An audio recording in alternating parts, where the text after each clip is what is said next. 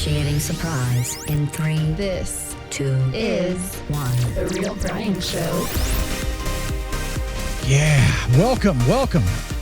Never go back to the place you were happy. Have you ever heard that before? I'd never heard that before. It's like a new to me, but I want to talk about it because it sounds really cool. Hey, if you're new here, welcome, by the way. I got to tell you, we talk about a variety of things here on this show. We shoot the breeze, we hit record, we see what happens. It's like Seinfeld. You never know what you're going to get. And so if that's something that you like, then totally join us. This is going to be a lot of fun. If you can't stand that and you're like, dude, I need something specific, has to talk about like one thing, this is so not the show for you. You totally need to go somewhere else. But either way, I hope you have fun because we're going to have fun. So let's rock it. Yeah. Welcome to The Real Brian Show. Welcome. You know who else I want to welcome is Caffeinatrix. What's up? Hi. What's up? Hello. Happy to be here. How are you? Back again. Yes. I'm good. I'm so excited you're here again. I'm excited to be here on the show about nothing. The show. So was that a fair introduction that it's like, hey, if you don't like this kind of crap and you want something, people are like, dude, if YouTube doesn't teach me something, if YouTube doesn't talk about one thing, if you go off on 2 things, like I'm out. And people are like that. I'm like, that's totally cool. I just wanted to warn you, like, this is not your show then. Yeah. Or this podcast, is definitely a podcast / show / YouTube channel for a wide variety of topics, to say the least. It's intentional. I just want to say it's intentional. I get people who are like, man, you just need to like pick something, man. Stop being so flaky. And I'm like, dude, you know what? We talk about this too much, I think, but it's so funny how many people still, even after I talk about this, will come to me and say, you're too flaky. You're all over the place. And I'm like, you do realize it's intentional. Like, I like to talk about that. I wouldn't call it flaky. Unless you're like canceling on plans with people. Isn't that what flaky means? Yeah, that's flaky. Yeah, that is. It's totally like non-committal, whatever. I don't know. Whatever. But I appreciate that you like a variety of things, and I appreciate that all of you consuming the show right now like a variety of things. Thank you. Cheers to Guava, Sao Paulo. Do you like LaCroix? I've never had a LaCroix, really? But I will tell you one thing. I don't really like sparkling water that much. Yeah. So not really my jam. But my obsession has been Poppies. Have you had those?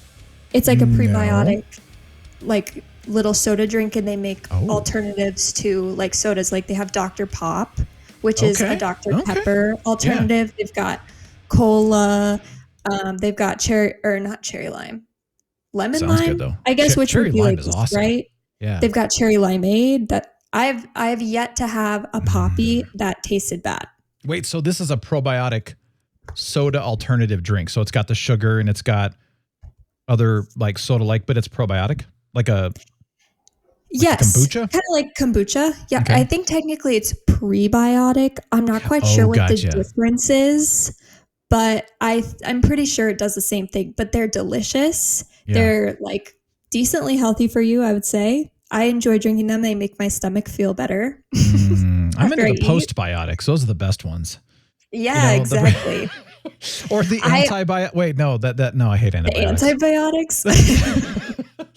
This is a great antibiotic drink. You're like, no. You know, I agree with you on the stomach. I drink the Synergy, actually, so Miss Light and I love those GTs. Yes, they are fantastic. I have had various kombuchas in my time, and I think I remember somebody had made like a homegrown whatever kombucha, and it tasted like bile. It was disgusting. So like imagine throwing up. That's what it tastes like. And I thought this is so nasty. Well, I think this was somebody didn't know what they were doing. I don't know. So then I had this was probably many years later when I got over the whole like this is nasty. And then I tried, I think it was a local one that was a pretty mild, wasn't even really that strong. And it was more of a like a flavored sparkling water with kombucha in it drink. And I thought, well, this is really good. But then I was like, I don't know. And then my friend introduced me to Synergy, the brand, the GT brand or whatever. And it was just like, oh my gosh, this has got a kick. You know, it has like ginger, if you like that flavor, that is. And guava is one of my favorites. Mango, pineapple. So good. Oh my gosh. So good. I love it. Makes my stomach feel better. It totally does. Especially too when you're traveling and you're like, oh, I don't, you know, when you travel, stomach doesn't always agree with everything because you're eating out all the time and things are just different. You know what I'm talking about? You don't have to be traveling. I don't have to be traveling for my stomach to hate me. Let's be honest. But the kombucha's like a little magic pill. I feel so good. Hot girls have tummy troubles. That's right. what they say. Yep. So do hot men. Anyway, is that really a phrase? Hot girls have tummy troubles? Yes. Oh my gosh, we say it all the time. It's all over social media too. I think hot girls have social media have stomach problems, have stomach issues. Which so true. Everybody does. I guess I'm a hot girl because I definitely have you. stomach problems. Okay. Well, good. Yeah. And yes, way to own that. So you like the sound of your voice and you think you're a hot girl. Well, that's good. I mean, you gotta go all in I have for stomach problems. Yeah, and you have so just own it. Do you want to start with the never go back to the place, never go black? Lord Thunder would hate that. I'm sorry, Lord Thunder. That went downhill in a hurry. Never go back, always go black. Never go back to the place where you were happy. Let me give a little background here. Story time. I was doing an interview. He was talking about being an immigrant and dealing with that and all that. And so he goes, you know, the phrase, never go back to the place where you were happy because blah, blah, blah. And he went off on this whole thing. And I was like, wait, what? And he's like, you never heard that before? And I said, I've never heard that before. And I said, is that, maybe I just never have heard it, but I've never heard anyone here in the States use that phrase. Maybe it's common in the world. I'm not sure. Or maybe it's a different type of translation, but never go back to the place where you were happy. I got to thinking about this, and Caffeinatrix, I brought this up to you a few weeks ago and you were like, ooh, I want to talk about that. Okay. I want to hear your definition first. What do you think that means? So when you first said that to me, my brain did go on a totally different path. And it's something that I've actually been thinking about a lot lately in moving around and being in different stages of my life. Like, as everyone knows, within I guess a little over a year ago now, graduated college. So that was a big transitionary period for me, going from the college period of my life to being in the workforce full time and having all kinds of free time on my hands and dealing with burnout myself. And so especially never having lived in the Midwest. For those of you who live in the Midwest, the winters here are the worst. In my opinion. Like, I love Colorado, and the winter definitely, like, in terms of snow and all of that stuff, it's pretty intense in Colorado. It can be, but here it's just gray all the time. And so lately I've been like, okay, where do I want to live next? Like, in the next phase of my life, in the next job I have, what areas do I want to be looking into? The short answer is somewhere that's sunny most of the time for me. But I've also just been feeling very nostalgic for, like, Savannah, where I lived. It's sunny there all the time.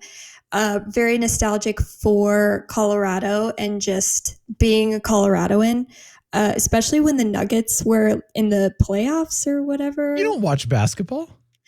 I watched for the Nuggets' sake. Okay, good. Okay, and I watched Game 5, and it was in Denver.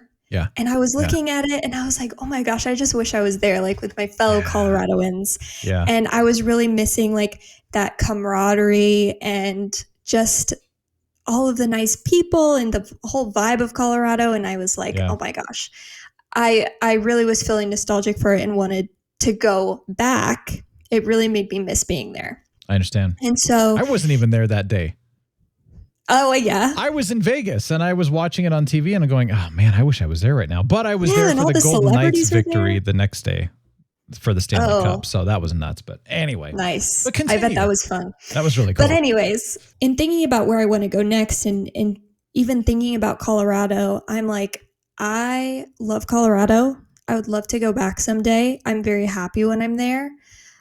But I can't do it yet.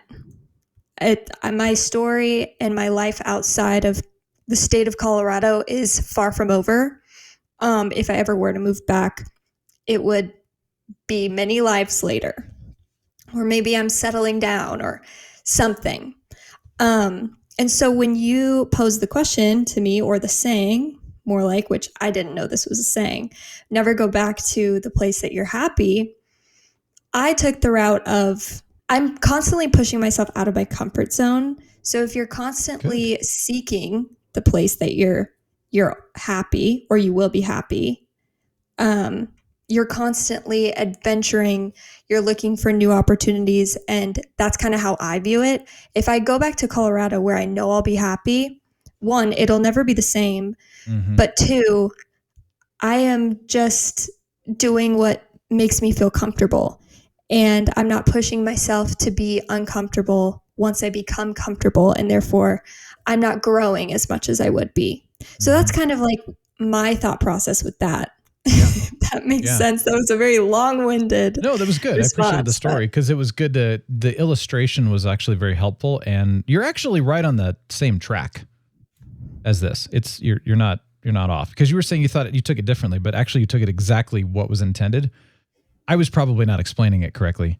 I actually went back and listened to the interview with this guy that I did to hear. This was a totally different podcast, by the way, obviously not on the Real Brian Show, but I was listening to his explanation, and I'm going to read this to you because just so you know, as you immigrate to other countries and all that, he was saying, like a lot's changed. Family has moved on.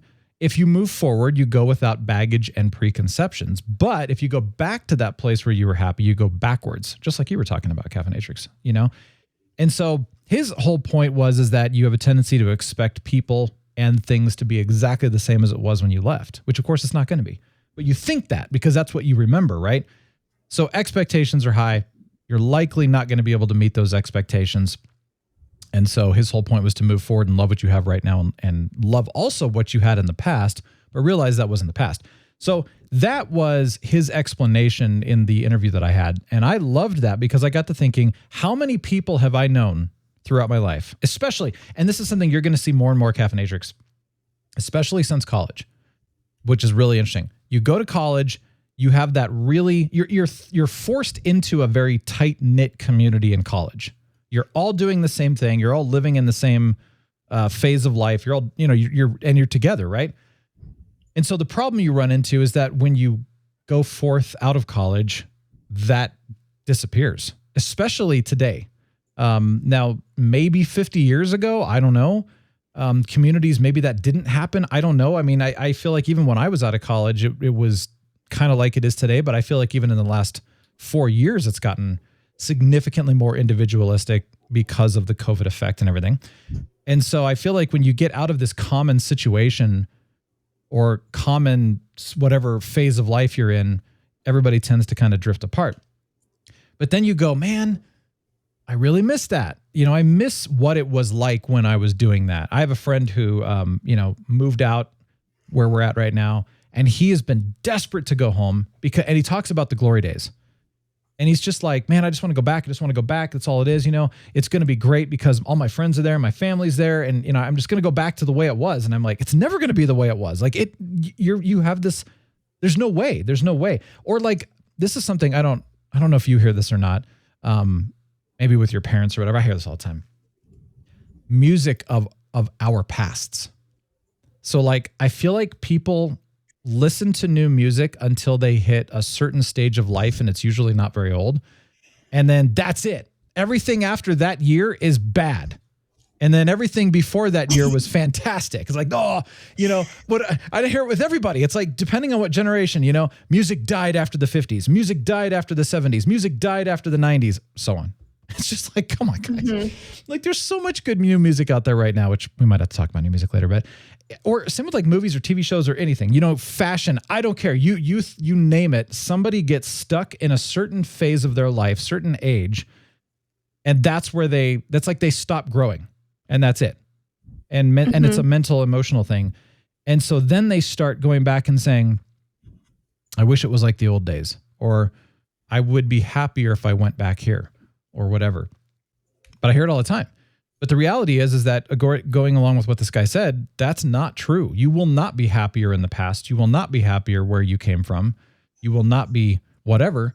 So like, never go back to the place where you were happy because you were happy then. But if you go back now, it's going to ruin the happiness and ruin all the great times that you had, because now it's going to be a completely different thing that was not like the past.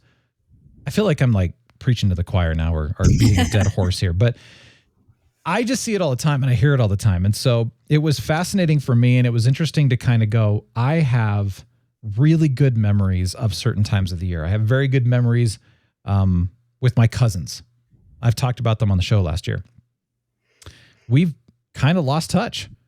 And I'm sad. Like it sucks. And I know they're busy and other things are going on. And it's one of those things where you just go, I miss what we had, even though it's only been a year, but I'm like, I can't go back. I can't go back. It's what it is. So we got to move forward. And I think where you were even saying, the way that you will be happy, and I'm going to put that in quotes because it's a complex emotion.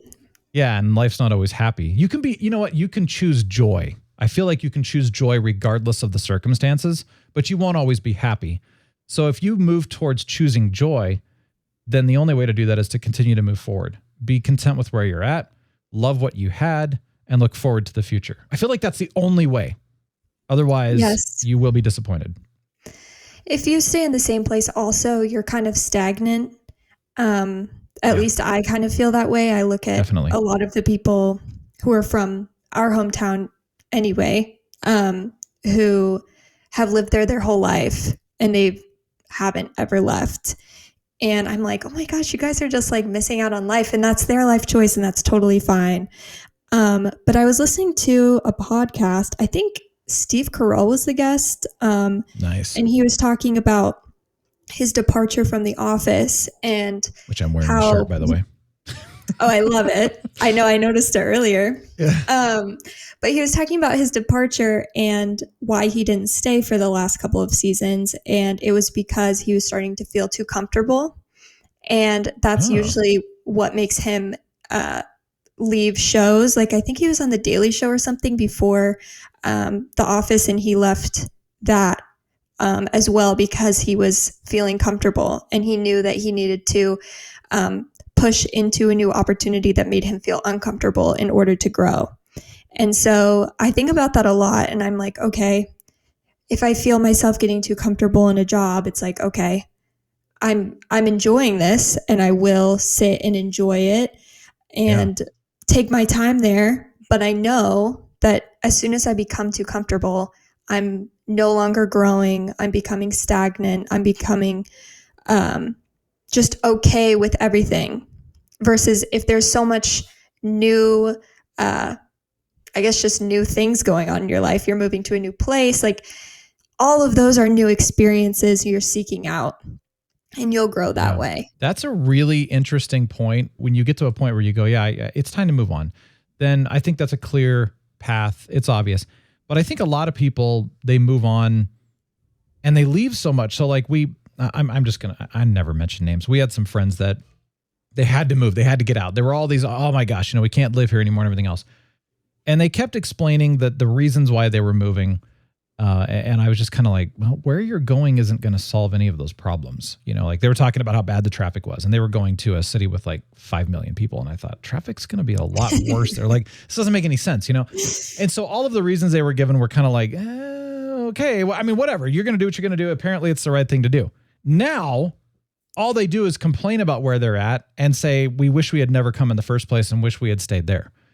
And so it's like, the grass is not always greener on the other side. In fact, it usually isn't, right? And so part of the problem, I think, is that there's a balance between it's time to move on. Maybe that's a job. Maybe that's a volunteer thing. I don't know, right? But I think there's another thing to say that sometimes it's time to stick it out. And what are you leaving? What are you going to and what are you leaving? Like if you're leaving a really tight-knit community, you may not find that in the future. It's good to be good with moving on sometimes, but I think it's also good to realize that if you do go, then there will be losses. And are you like, what's the pros and cons of each and which outweighs which kind of thing? Because people leave community very, very regularly these days, and then they end up not having much community. And I know you've struggled with that too, but I mean, you're not the only one. I mean, how many people have I know that have dealt with that? And community's hard anyway. Out there. It's tough out there. And linking back to the last podcast episode we were on too, like people are kind of antisocial these days, so it's difficult to meet people and get into those communities, especially when you do move around. But that is part of growing as a person and being more confident that you can do those things and you can still find a community and proving to yourself that you can do those things. So I think it's important. But another thing that I wanted to touch on, because in the story that you just told about your friends who complained about the traffic and then just moved to like a more populated city, like that's just, it's comical because it's so absurd and it's like missing the logic piece. And I think that that has kind of been absent in a lot of decision making for at least a lot of people that I know. They just operate off of emotion and then make a decision and then live to regret it because there was no logic involved. And I'm a very logical person. Like I definitely get analysis paralysis, I would say. So I'm almost too logical, like to a fault where it like paralyzes me. So I can't really relate to people who make the emotional decisions because I'm so far the other way. Yeah. But like that just makes me think of like those emotional, ooh, this would be cool to live here. And even though this doesn't make much sense, we can overlook it because we're craving this feeling it's going to give us, you know? Yeah, absolutely. No, you know, you're right about that. I feel like there's a definite balance between the analysis paralysis side and then the, you know, the impulsive. Because I think sometimes it's like, yeah, let's not plan it out. Let's be impulsive. Let's just have fun. I think there are definitely times for that. And I definitely think there are situations for that because sometimes you just need to be impromptu and have a good time. Other times you need to plan and you need to think about it. It's almost like the whole, even thinking about the future or planning for retirement, you know, et cetera, for whenever you get older and stuff. It's like, yeah, you want to be smart. You want to be wise, but you also want to live now because none of us are guaranteed tomorrow anyway. I mean, who knows? Anything could happen, right? So there's so many balance issues. I mean, balance is probably the hardest thing we all face. I don't know about you, but so true. Yeah. Okay, it's cool. difficult. Well, I appreciate you talking about this because it was just such a, to me, a profound statement that I was really starting to think about that, man, you know, do I do that? Do I start thinking about, man, I mean, granted, I've been here for a while and I like it. And we thought about moving, but we're like, no, you know, we like living here and all that. And it's so funny because whenever I travel, I always go, oh, thank God I live in Colorado. It's amazing. Now, granted, there are other areas like would I like living in Hawaii? I don't know. Maybe. I don't know. But I mean, the tropics, would I love living next to the ocean more than the mountains? Yeah, probably. But I like the mountains too. So I don't know. I get more thankful for where I live the more that I travel, which is fascinating. And it's not even like there could be more beautiful places, but the people aren't as good or like, for example, I love biking, right? So we have an amazing biking community here and we have the infrastructure for it. You don't find that in most other cities. We have our power lines underground because they decided to bury them years ago because they were forward thinking. And while other cities are losing power during storms, we're fine. You know, it's like little things like that you just go, I'm really thankful for where I live. And I think that's also a good thing too. But regardless, we still like to travel though, because I like to go out and look around and see what's up and meet people and, you know, got to get I like down in Savannah. Did you have a lot of people that were talking like this down there? Like, hey, welcome. Good. You were more like in the posh community or something like that. Oh yeah. Like the ritzy. No, the stereotypical like problems. Yes, exactly. We were in that crowd. No, that was pretty stereotypical. Maybe that's more out in the sticks of Georgia, but in Savannah, you didn't really find people. But the Southern charm is definitely a thing. Okay. That's good. That's good. So everybody's like on that dang sweet down there. Come on, have some pie. Yeah, everyone is nice. That's cool. Well, I like doing a lot of accents, people are nice. I won't say everyone, but a lot of people are. Everywhere. That's everywhere, you know? I'm curious. We haven't talked about music in a while, so Caffeinatrix especially, you haven't had any new music examples, choices, suggestions. I don't even know what you're listening to right now, so I'm just going to throw that one out right now. What are you listening to? Oh gosh, I don't even know either. Mm-hmm. I have to look. What's your favorite band right now? Artist. Okay, I'm not necessarily an artist type gal. I kind of listen to this and that. However, I am a big fan of Billie Eilish's new song. Oh. What Was I Made For? Mostly because of its use in the Barbie movie. Did you watch Barbie? And I've just been listening to it. Of course. Okay, what did you think? Because, you know, Captain watched it. What did you think about it?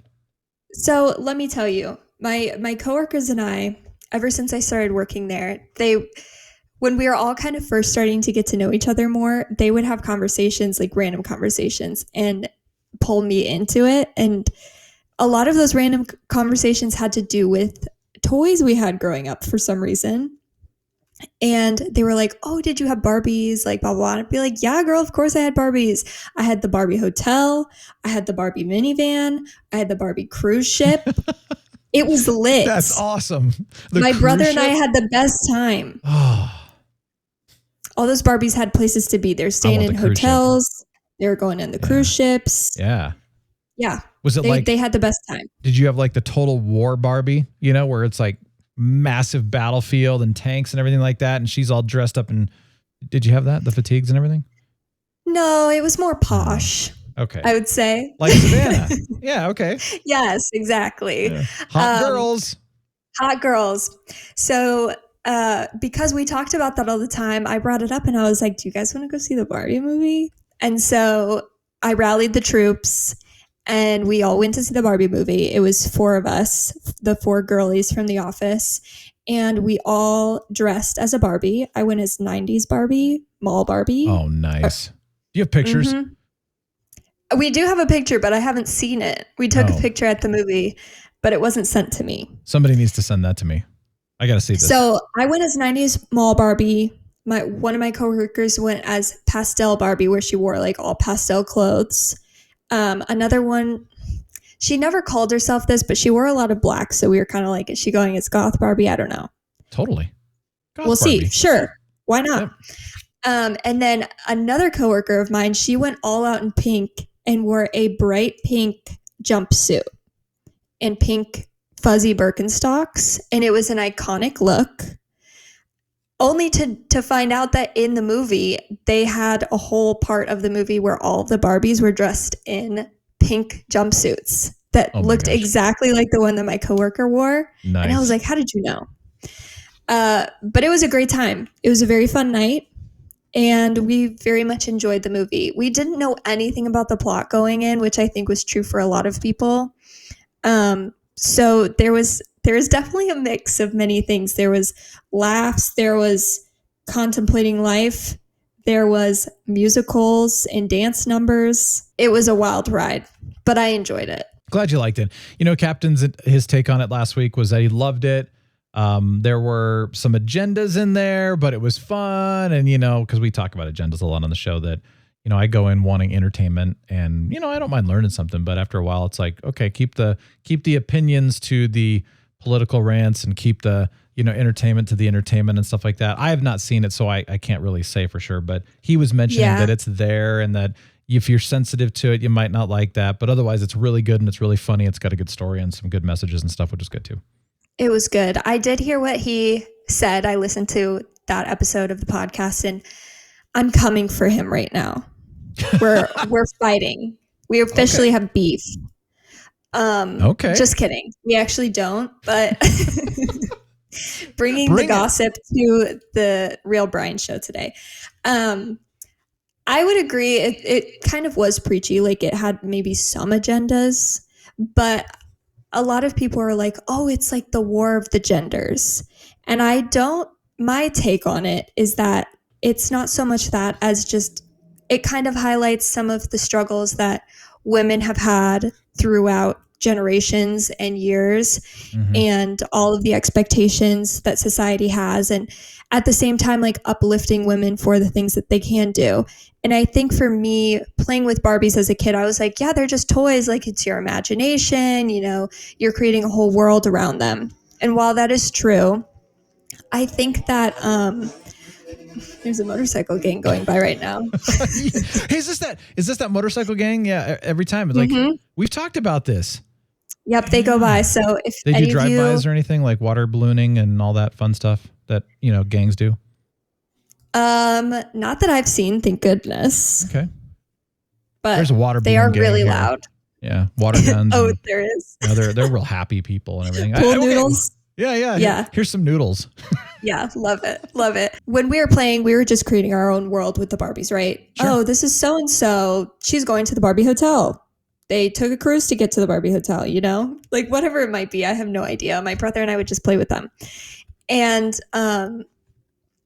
the thing about the movie and like what Barbie stands for is like uplifting women and helping them to believe that they can do anything. Oh, one last motorcycle. Yes. That they can do anything. And like all of the Barbies in Barbie Land are like physicists or like a president, and the whole like board of government is all women. And it's not to say, oh, women over men. It's to say, look, like this is possible. Society has told us historically like that it's not, based on like gender roles, but it's trying to tell like girls that they can be all that and more, which I think is a good message. Yeah. Oh, that's good. That's good. I mean, how many times do we say on the show here that I'm all about lifting each other up? And so, you know, we need to do that. And that's a good thing, is to say, hey, look, this is the possibility here. Let's lift each other up. But yeah, it does come to, and again, I have not seen the movie, so I have no idea. It does, there's just a lot of entertainment right now that is pushing certain people down in order to lift others up. And I've said it before, that's just not okay. That's not how we do it. That's not going to win anything at all. Which then does go to, like you said, gender wars or whatever, you know, because then it's all about who's better than the other. Let's go to war and fight and push someone down and bring someone up. But if that's not what's going on in the movie, then that's great. I'm glad that it's more about the possibility of lifting everybody up and that kind of, that's what we want, right? That's right. Exciting. So, and that's my take on it too. Like I'm all for equality. But personally, I didn't think it was like a war on gender roles or like sexism or anything like that. That was my interpretation. But I have seen on social media people like going to bat like about it. Like I saw some posts on LinkedIn and people were like fighting in the comments on LinkedIn, and I was like, why is this happening on LinkedIn on a professional like networking forum? I thought it was so like not the right place for it. Twitter's for that. Or I'm sorry, X. Yes, right, yeah, right. Yeah. Got to be correct. Yeah. But yeah, I thought it was a good show. You should, or movie. Sorry. Yeah, movie. And I don't really watch movies, as you guys know. Yeah, but I was excited for that one. Well, but there was also like a double standard at the same time, where people were like saying things about, oh, Barbie was like too pro women, and then at the same token, they'd be like, a woman didn't speak for the first 40 minutes of Oppenheimer, and that's messed up. And I was like, what?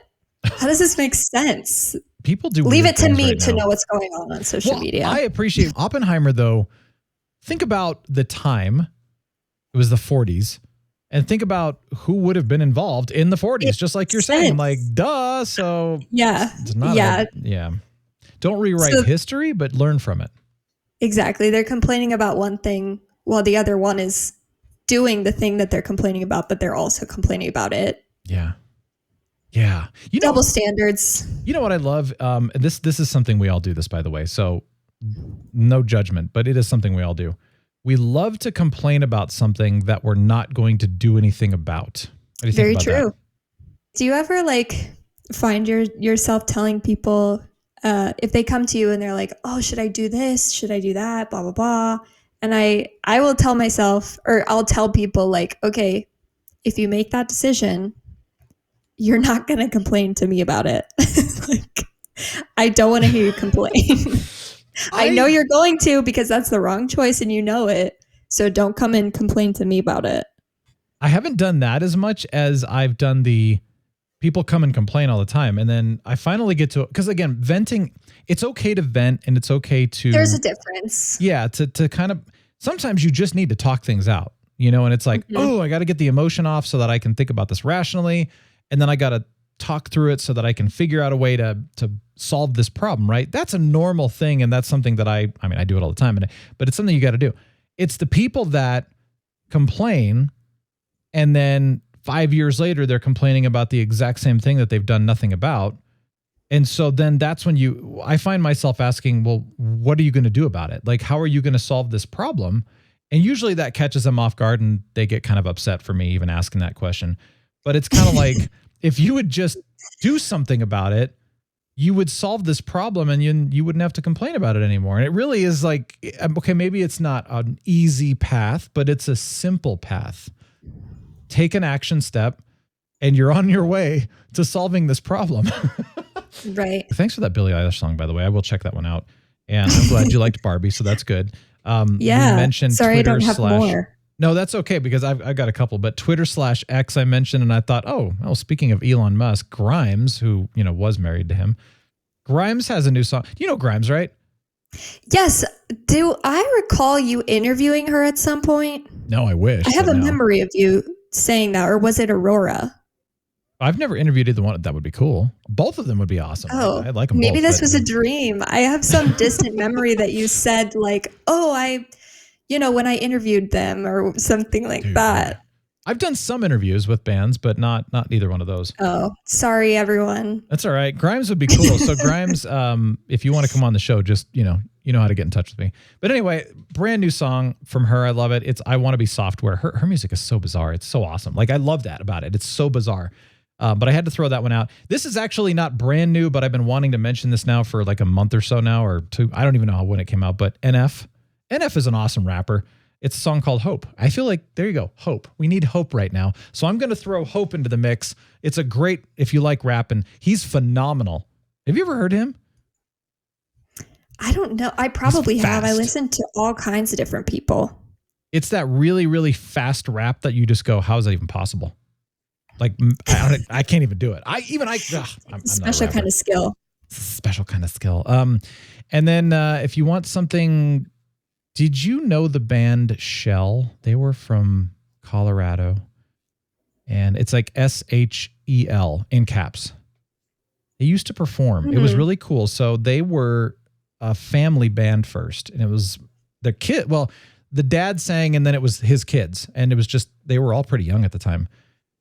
They're cute, far grown now, they're doing their thing and all that, but they're all over the place, but they've done some really good stuff, and one with Gareth Dunlop, and it's called Hold On, and it's a really cool song. But anyway, I like them. They've got this nice kind of ethereal, folky, I don't even know what kind of music they are. Like, I don't know how to explain them, but it's neat. So I'm just throwing that out because if there's any Shell fans here, it's a good song. There you go. There's a few songs for the list that I'll put in there. So the list I always talk about, it's the TRBS 2023 playlist. I put it on Spotify because that's what I'm on. If you're on Spotify, go check it out. If you're not on Spotify, go check it out anyway, and then just copy and paste all to whatever the heck you're on right now. Oh, I'm going to give you an update, everybody, but also Caffeinatrix, you can hear this too. Working on the music side. This is really cool. Yeah, I don't know if you care about my music. Thanks for including me. Everybody else has been asking about the music. You're like, I don't care about your music, Brian. It sucks. You've never said that. Don't worry. I'm just exaggerating. Anyway, you don't even know. You don't know if it's good or bad. But the reality is I'm working on it still. If you're watching, you notice that the keyboard is no longer behind me. And that's on purpose. I can't see it right now, but I've got a Back to the Future here. I've got Community over here. It's the paintball episode, which is amazing. So I did a little bit of new artwork from Brian C. Roll, by the way, he's so awesome. He's been on the show like way back, and I'm going to bring him back on the show anyway to talk about his artwork because it's so cool. But still working on composing the music, and I finally am getting to a point where I can actually have my keyboard and computer next to each other because that's kind of important. You can't really do it across the room, so that's been part of my issue right now. But learning all that stuff, and I've been looking into how to distribute the music and stuff too. So I'm getting a lot of really cool information and advice and all kinds of stuff. And there's actually, interestingly, if I had done this, I don't know, 5-10 years ago, it would have been completely different story. But now it's like you distribute through one distributor and they immediately push everything to stuff like Spotify and Apple Music and all that.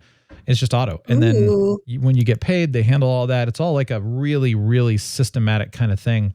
So it's a pretty cool setup now that did not exist a few years back. So at least not that I know of anyway. That's really I don't know anything about that stuff. Do you sing? No, I'm just I don't know. So that's the thing that I wish, because I don't wish I could sing, but I wish I could. Okay, you could. No, you really don't want me to. I can play the piano and the keys like all over the place. It's fun. I have fun with that. And so most of the stuff, all of the stuff that I compose and stuff is all instrumental, soundtrack style. I was classically trained, so you're going to hear some of that stuff too. But there's so much music that I listen to, like, Ambientalist does a bunch of this too, or like you mentioned, Aurora and stuff like that. if I could find some vocalists, like I love working with female vocalists for some reason. If I could find some female vocalists that were just like that angelic, soothing voice, in the background, just like they love singing. They just sing, that's just their thing. And I could figure out a way to have them sing something. I also can't write lyrics. That's part of the problem. Then I would like compose the music and then let them come in and write the lyrics and we'd team up. That would be fun. Ooh, collab. Yeah, I would be all over that. I mean, like Millennium does that, or I'm trying to think. I believe Odessa does that too. I think the actual band and the artists, etc. They do all the composition and all the instrumental side of things, but then they team up with other singers and stuff. Mm-hmm. They probably write the lyrics, and you don't want me writing lyrics. I came up with some fantastic lyrics the other day. I mean, it was so bad. It was awesome. Great. Yeah, I really liked it. Practice makes perfect. Yeah. Anytime. I guess I could do like the Weird Al kind of thing, where he's funny and I'm not. Like mine's just really bad. So I could do the whole like the worst lyrics possible ever. They don't rhyme. But make them sound good. Yeah, yeah. People, a lot of times I think they listen for the sound. I'm guilty of this too. Yeah. Over the words. Like I don't really pay attention to what like is being said sometimes in terms of message, especially with rap. If I like the beat and I like how they're writing the beat, I'm like, yeah, I like this song. Yeah. Yeah, I hear you. I do the same thing where I don't listen to the lyrics much. And then you finally do and you're like, oh. Yeah, I should be listening that happens to me. It's like, yeah. Okay. Oh my gosh. Well, speaking of, you know what the music means. It is instrumental and it's fun. And anyway, thanks for being on. Appreciate it. It was fun having you on. Yeah, thanks for having me. I'm glad you're like on a monthly basis. It just makes it so much more fun. Yeah, hopefully so. We'll make it happen. Anyway, well, thank you for joining us. Really appreciate it. We got more coming. I think we'll have a new guest next week, which I'm pretty excited about. So enjoy the week. Real Brian Show, signing off. The Real Brian Show is a production of 514 Media at 514mediaempire.com.